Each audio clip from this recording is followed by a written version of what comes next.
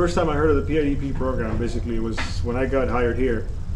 I was quickly told that you weren't going to get past a certain pay scale if you didn't take this program.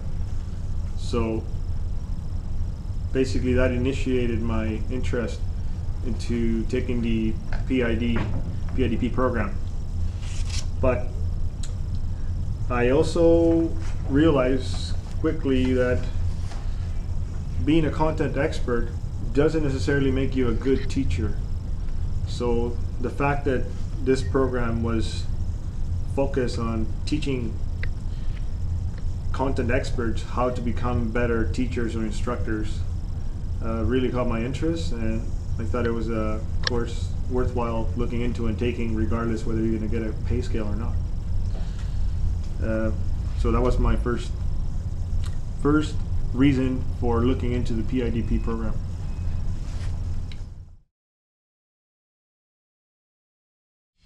I didn't really teach in the past, but what I would say is that I was training real workers and welders how to weld better or how to improve their skills for the last 3 years before I came here. So since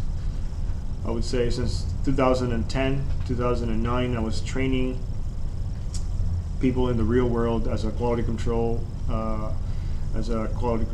and as a foreman, and as a welding inspector. I was providing some assistance and training for people, and really that was the first time I heard from somebody, one of my peers, that I should be considering teaching. And it was really funny because we were looking at quitting a company to go work up north, several of us that were working together in this one shop, and one of the guys was telling me that they were hiring teachers at BCIT, and I said, well, I'm not a teacher, I don't have teaching experience. And he's like, well, you've been training us for the last 2 years to weld tugboats. Why don't you consider applying? What have you got to lose? You have nothing to lose. So I did that. I applied, and to my surprise, I got hired. I got called the same day I sent my resume. I thought I was underqualified, and after the interview, it went pretty well, and they wanted me working here within 2 weeks.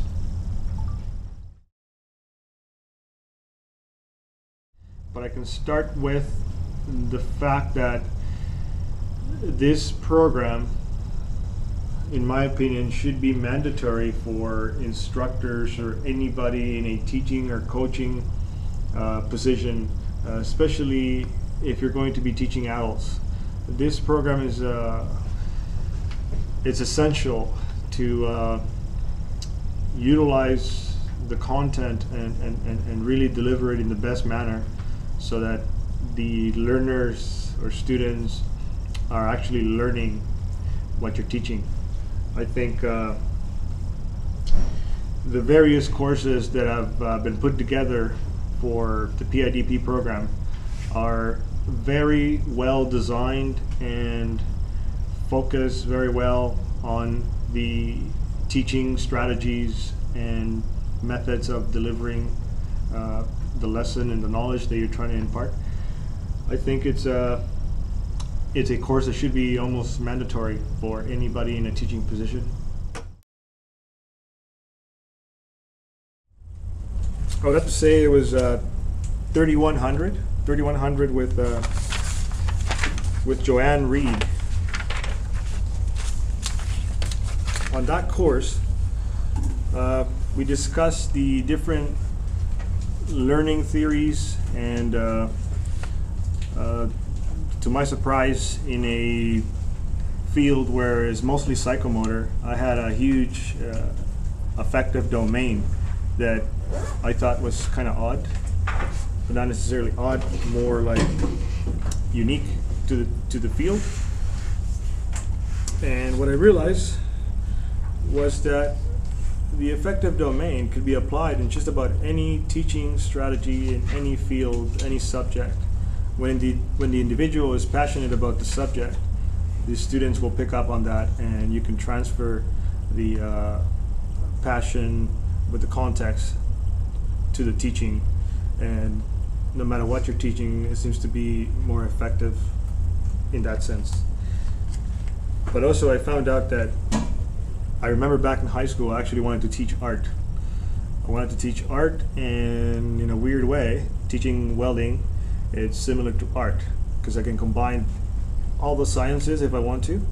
I can get into physics, chemistry, and math anytime I want during the course, and also add my own artistic touch to it, which is pretty cool freedom to have. Another thing that I wanted to mention is I come from a background of some teachers in the family, but there was no way you could say I was going to be a teacher if you looked at me when I was 18 or when I was in high school. You're pretty sure thought I was going to either be in jail or dead within a year. But to my surprise and my family's surprise, here I am, teaching.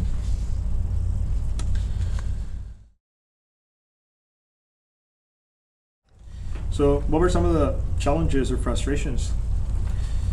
I guess the workload that the assignments and the courses required, because at the same time that I was doing these courses, I was also working full-time and being a full-time parent, and that was one of the biggest challenges, not getting enough sleep. And I'm also one of the slowest typists out there, I think. If there was a competition for the slowest, I'd probably win.